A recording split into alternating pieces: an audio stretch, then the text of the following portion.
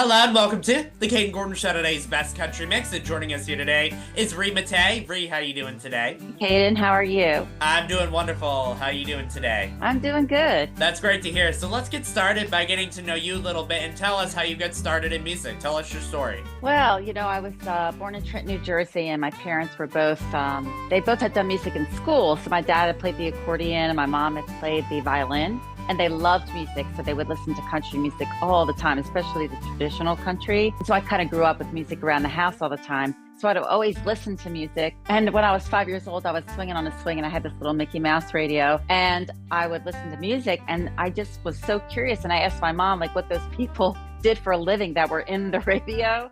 And she said, that's what they did. They played music for a living. And I said, well, that's what I want to do then. And so I just started writing songs when I was 9, playing the guitar when I was 12, started singing right around 9 years old too. And it just took off from there. That's incredible. Now, you just recently released a brand new single on October 10th called Momma Always Knows. Can you walk us through that song and why you wrote it? Tell us more about it. Yeah, I had been wanting to write a song for my mom for Mother's Day. And it was 2 years ago, and it was the day before Mother's Day, and I had nothing.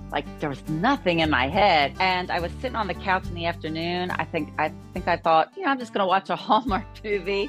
And I said, God, I wish I had written a song for my mom. And then all of a sudden, this idea came into my head. It was like the words and the music came in my head at the same time. And so I quickly took my iPhone and wrote it all down in my phone, put it in my phone and went upstairs and got in my studio and got my guitar and started putting music to it. And then I sent it to my mom on Mother's Day. And this was 2 years ago. And she said, "Hun, please don't save this song for me. I want you to share it with the world." Because she said, "I just think a lot of moms can relate to this song." So this song is about how moms always know what to say, even when we don't say anything, just by our look or the expression on our face. They just know. And so it's to celebrate moms, because I don't think moms need to be just celebrated one day a year, So it's for anyone who has a mom or even a mother type figure maybe throughout their life that was, influential for them and that was supportive. Definitely, I agree with you. I think that they get overlooked a lot, and Mother's Day is great and all, but at the same time, it's one of those things where I think that they should be more focused on, and I think you did a great job conveying that within your music and your lyrics. Thank you. Appreciate that. You're very welcome. So let's chat a little bit about your recent experiences and opportunities. Your song Country Love went to #1 in the indie country charts and spent 6 weeks in the Hot Top 40 charts. Can you tell us what goes through your mind when you hear those words and that great honor? Yeah. It was funny because I'd quit music for a long time before that. That was back in 2014. I had been doing music. It was in Nashville. I'd done a lot of things in Nashville. And I think I just got kind of burnt out because I was working 2 to 3 jobs all the time and still trying to do the music. And so right before Country Love came out, I had just decided that to get back into music because I really felt like part of my soul had died when I stopped doing music. So this song especially meant a lot to me because I used to be a Waffle House waitress, and there was this guy that would come in all the time and sit down. He wrote poems, and he was deaf in one ear, and his name was Rick McMahon. And he said, he knew I was writing songs, and so he said, "Will you write with me?" And we just wanted to write this song about 2 people falling in love, being in the country. It's just such a happy song. And I had told a friend of mine who did music, and I asked him, I said, I'm going to do this song. He said, "Please let me help you." And it was Cerrito, who you've interviewed before, yes. and Cheko Records. And so my first song went out on Cheko Records, which is now, Cheko Records is in the Country Music Hall of Fame for being they do bilingual recordings and things in Spanish and all. So it just has a lot of sentimentalness to me. It's the first song, but also the fact that people embraced it. The DJs really liked it, and it was played a lot. And yeah, it did go #1 on one of the indie charts. And so it was very exciting, and I'm very grateful. I don't know if anybody's going to ever bring this up in an interview, but I will anyway. Have you ever thought about doing a duet with Cerrito? Or would you like to do that if that opportunity ever came upon you? Yes, I definitely would do a duet with him. He's done duets with many country singers. He has. Yes, yeah, he has a whole album of female country singers that he's done duets with. Definitely. Now, if you had an opportunity to choose any any artists, whether they're with us today or not, to do a duet with, who would you want to choose and why would you want to choose them? And we'll do a male and a female. Okay. Oh gosh, probably Miranda Lambert.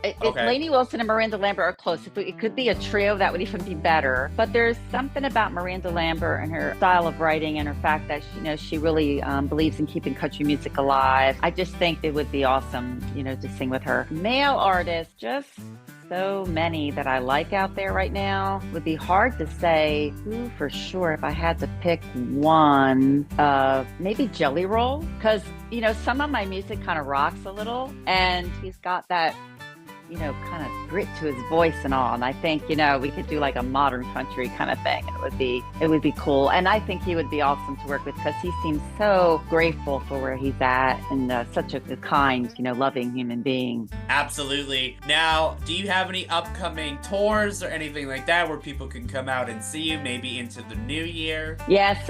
Well, right now I'm actually just finished doing a lot of playing out. I was the featured artist this week at a high society in Murfreesboro, Tennessee, and played last night in Nashville. And so now I'm more into finishing my album. I have a new album coming out in 2026. Going to have 9 songs on it, and we're still got a couple more songs to finish. So we've been mixing and laying down tracks and things for that. So usually around the holiday, that's what I concentrate on, is kind of finishing up that for the new year at this point. So, and there's always things that come up, who knows what will be coming up next. But I just finished most of my gigs and things for now, and then the holidays it'll be family stuff and all too. So in the past you've also been a family nurse practitioner. How would you say that has helped you connect with music? Being a family nurse practitioner, and I was also a mental health nurse for 2 years. So people talk to me. They talk to me about things that are confidential, and I hear the struggles that people have, both mentally and physically. And so that is something that I respect and honor, but it really helps me to see what's going on with other people too, besides myself and my own struggles and challenges. And so I feel like those moments of hearing their challenges and things that they're going through help me to be a better writer and more empathetic when I'm writing, even if it's not something I've experienced myself. Many times I know people that have experienced it, and it gives me an insight when I create songs. If you had an opportunity to go anywhere in the world and do a show, if you had an opportunity to pick one place and one place only, and it could be anywhere in the world, where would you want to go and play, and why would you want to play there? I would like to go play. There's a festival that goes on. I believe it's a chocolate festival, but it has tons of music. It's in Perugia, Italy. Okay. And that is where my ancestors are from. My great-grandfather, who was one of 12 children, is the only one that came over to the U.S. and became a United States citizen from Perugia, Italy. And I had the opportunity, it was a gift to myself after I graduated as a nurse practitioner, to go ahead and go there. And I went there and I just fell in love with Perugia. So I've always dreamed of going there and playing that festival. It'd be awesome. Absolutely. So we actually met through the International Singer-Songwriters Association, and we've talked with a lot of different artists, and a lot of artists that I work with happen to be through ISSA. And I asked them this question, and I'm going to ask it to you. Did you enjoy the award show? What were you nominated for? And what do you think of ISSA and Tammany Dove? Because they do great work over there, in my opinion. Yes. First of all, I loved it. And it was better than I could have imagined. They had the summit for a few days before the award show, and I loved that. It really gave me the opportunity to get to meet artists that were, there. What I loved the most about it is that there's something about the ISSA and the members in it. It's very, very special. People are more like an open book. Many of them will share their challenges and struggles, and, you can talk to them and get ideas from other people. It was very different than I expected. It's not like a lot of people keeping up appearances and telling you everything's going great, And if you had a struggle in one thing and they were good at that, you could talk to them and they would say, oh, try this, try this when you're working on getting this gig or doing this. And I found that very, very helpful. Tammany is just, I met her. I'd never met her before, told her my name, and she goes, I know your name. It's like she knows everybody that's a member. And you just feel like it's another family, to be honest. It's like your family. It's an extended family. And you can always get on there and talk to people and ask ask people questions, and I do take advantage of that because that's very special to have that. I was nominated in 5 categories. I was nominated for What's Wrong with This Picture for Song of the Year and Video of the Year, in Rising Artist, Emerging Artist, and Female Artist of the Year. So I was just grateful to be nominated and amongst all those people. And what was very special to me about that was it was the people that follow you had to vote for you. And I was just shocked. I was shocked that I was nominated at all, but in 5 categories. I call my fans the trailblazers because we're just I like that. blazing a trail together on this journey. But I am so grateful to the people that listen to my music, that follow me, that took the time to vote because they had to vote every day.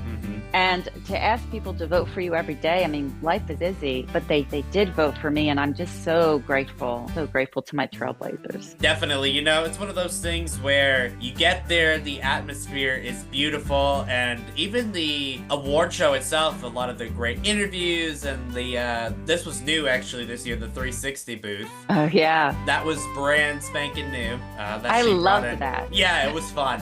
That was new. They've never had that before, so that was very new, and I hope it's there next year.